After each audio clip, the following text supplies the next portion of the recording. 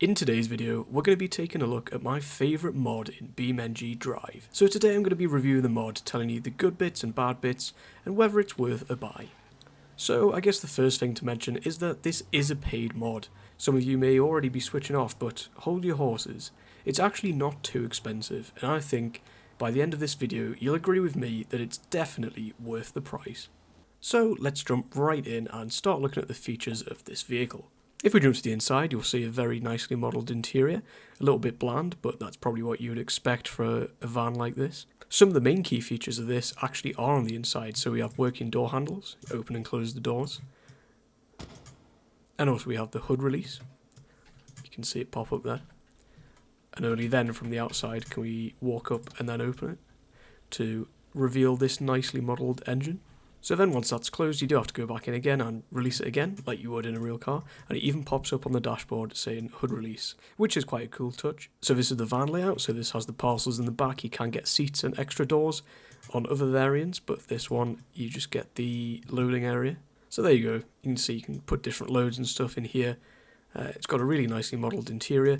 The only thing I picked up on was that it's a little bit low resolution back here, but you're not going to be spending much time back here, I don't think, so not too much to worry about there. As previously mentioned, it comes with a wide range of variants, anything from a breakdown truck to a van to a people carrier. And there's so many different things in the configurator, different size engines, loads of different parts you can add on and change. So you can go from a lower spec vehicle like this to something a little bit more high end. So here we have the sport variant of the van. It has almost 200 horsepower and will top out at around 130, which if you're into your sports cars may not seem that high, but for a van I think that's pretty impressive. So now let's get into the handling. It does tend to understeer, which is exactly what you would expect from a vehicle like this, so for me this is perfect. This is exactly how I'd want it to handle. Even in this sportier variant, it is still a big vehicle, but it does actually turn in quite nicely, unless you take a bit too much speed. Even if we go and take some of the assists off there,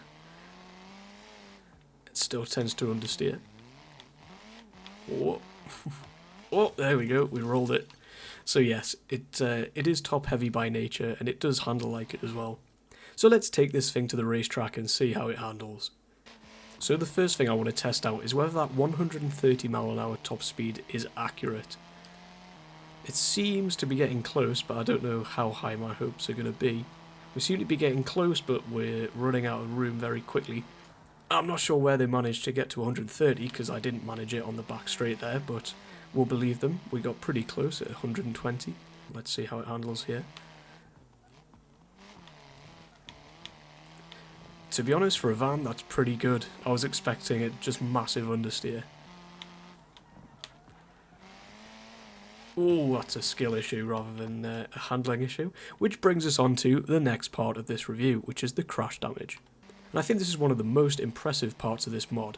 I'm going to forget to brake here, and I'm going to show you the crash damage.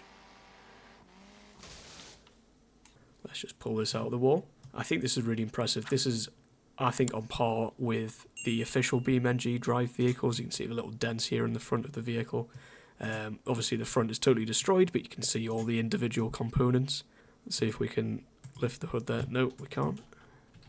And yeah, you can see there's even damage to the back where the glass is smashed. So yeah, I'd say this is pretty accurate. Oh, and we've managed to roll it. There we go. That didn't take too long. So yeah, for track performance, it may not be the best vehicle out there, but I think this van does a pretty good job. So we've been on the track, now let's do a road test.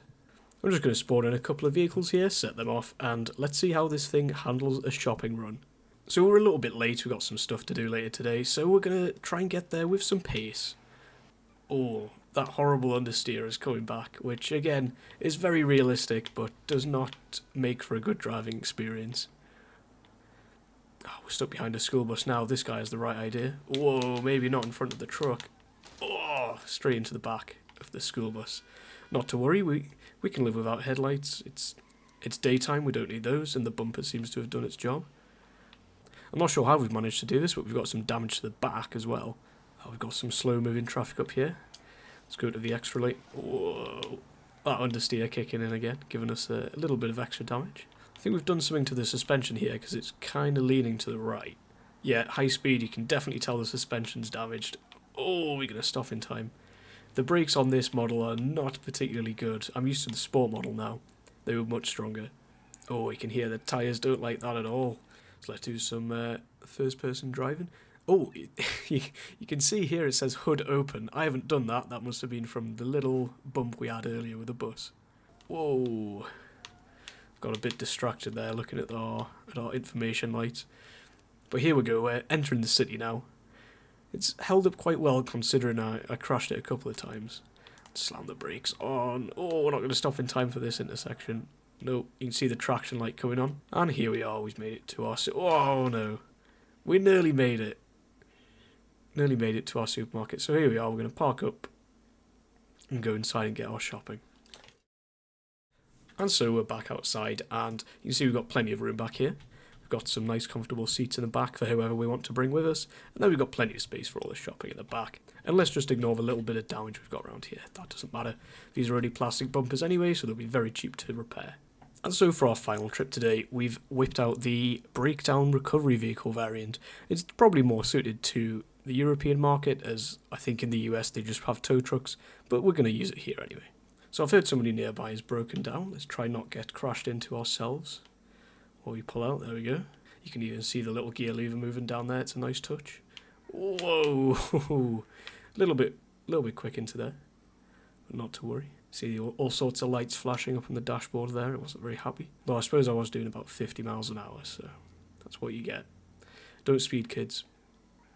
Whoa! Nearly another head-on crash, but don't worry, because we're going to rescue one car, so it's all worth it. We are sort of the fourth emergency service. We have to go make sure this guy's not going to get crashed into. Oh, here we go. We've got a bit of traffic forming up. Could this be where they are? What is that bus doing? It's reversing. This is going to be the issue. We can get everybody else out of the way. I'm going to put our lights on. There we go. But hey, don't drive into me. We'll get sat right behind this car. Keep them safe with our big... Oh, sorry, sir. I mean, your car's already broken down, so it can't get much worse. I'm not sure what this blue car behind's going to do. They're just going to have to find a way around. So we can just nip round the back now and get all of our non-existent tools out of the back, but you'll just have to use your imagination a little bit there. So we've got our lovely amber warning lights on top here, and we're going to manage to rescue this guy and send him on his way. Whew, that bus was going for it. We managed to get the vehicle fixed, so let's head off ourselves. So we can switch the amber lights off, and then we can head on our way. So this is my kind of demonstration of this mod. I'm a really big fan of it. It's currently my favourite mod in beamng, and I hope you can see why. It's not too expensive, but I feel like it's a super high quality mod. Ultimately, it's up to you whether you think it's worth paying money for a beamng mod. Obviously, there's plenty of free mods out there, but I think the quality of this mod really makes it worthwhile. I hope you all enjoyed. Thanks for watching, and I'll see you in the next one.